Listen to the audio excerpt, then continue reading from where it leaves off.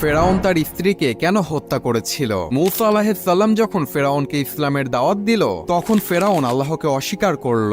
কিন্তু ফেরাউনের স্ত্রী আসিয়া রাদিয়াল্লাহু তাআলা আনহা মূসা নবীর ইসলামের দাওয়াত শুনে আল্লাহর প্রতি ঈমান আনলেন এবং গোপনে গোপনে আল্লাহ তাআলার ইবাদত করতে থাকলেন। ফেরাউন একদিন জানতে পারলেন তার স্ত্রী ইসলাম ধর্ম গ্রহণ করেছে এবং গোপনে আল্লাহর ইবাদত করছে। ফেরাউন এই খবর শুনে প্রচন্ড রেগে যান এবং তার স্ত্রীকে ডেকে বলেন, তুমি কি সত্যি আমার বিরুদ্ধে গিয়ে মূসা নবীর ইসলাম ধর্ম গ্রহণ করেছো? আসিয়া তখন সাহসের সাথে উত্তর দিয়ে বললেন, হ্যাঁ, আমি আল্লাহর উপর ঈমান এনেছি, যিনি সকল কিছুর সৃষ্টিকর্তা। ফেরাউন তখন রাগান্বিত হয়ে তার সৈন্যবাহিনীদেরকে ডেকে তার স্ত্রীর কঠিন শাস্তির ব্যবস্থা করতে বললেন এবং তার স্ত্রীকে নির্মমভাবে হত্যা করা হলো। মৃত্যুর পূর্বে আল্লাহ তাআলা আসিয়া রাদিয়াল্লাহু তাআলা আনহাকে জান্নাতের একটি দৃশ্য দেখালেন, যা দেখে তার মুখ উজ্জ্বল হয়ে গেল এবং সে খুশি মনে মৃত্যুবরণ করলেন। সুবহানাল্লাহ।